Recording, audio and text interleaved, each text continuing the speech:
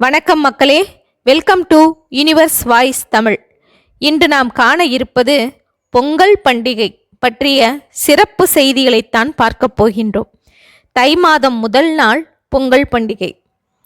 நவ கிரகங்களில் தலைமையாக விளங்கும் சூரியனே உலகில் காணப்படும் அனைத்து பொருட்களின் மூலசக்தி என்று வேதத்தில் குறிப்பிடப்பட்டுள்ளது.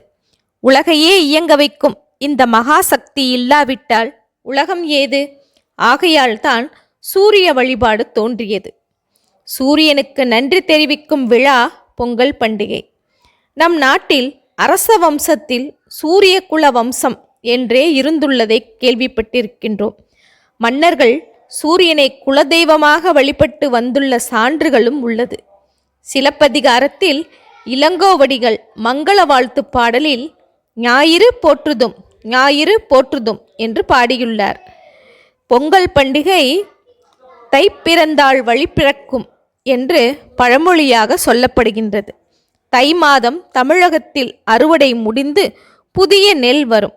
புத்தரிசியை கொடுத்த இறைவனுக்கு நன்றி தெரிவிக்க வேண்டும். அந்த நன்றியை எப்படி தெரிவிப்பது? மனித வாழ்விற்கு இன்றியமையாத உணவுப் பொருட்கள் விளைவதற்கு காரணம் சூரிய சக்தியே. இதனால் பொங்கலன்று காலையில் எழுந்து நீராடி புத்தாடை அணிந்து பொங்கல் பானையில் பால் பொங்கி வரும்போது பொங்கலோ பொங்கல் என்று பாடி மகிழ்வார்கள்.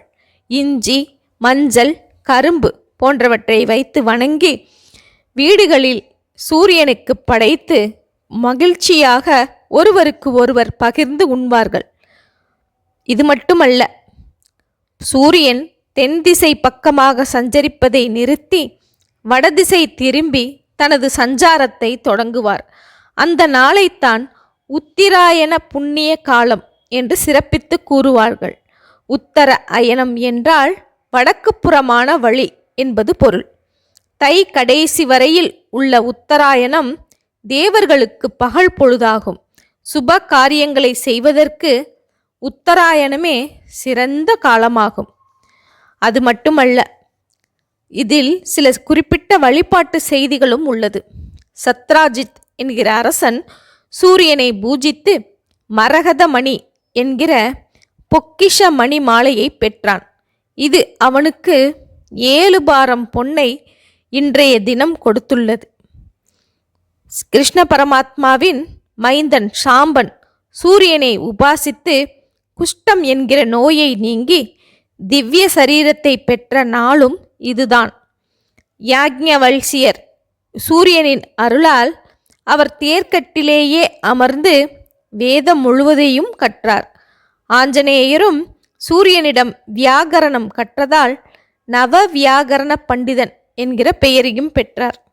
அதெல்லாம் இன்றைய நாளாகத்தான் சொல்லப்படுகின்றது.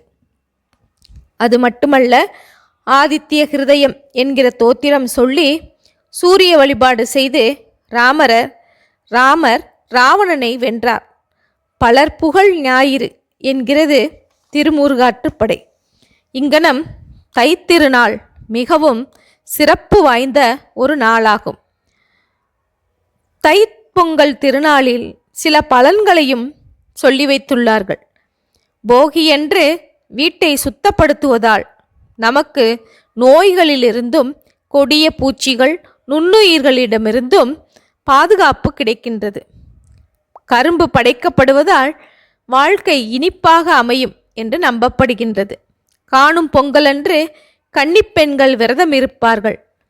அன்று பொங்கல் இருப்பதால் அவர்களுக்கு நல்ல வாழ்க்கை அமையும் என்று சொல்லப்படுகின்றது. பலர் தங்களது நண்பர்களையும் உறவினர்களையும் சந்திப்பதால் அன்பு நீடிக்கும்.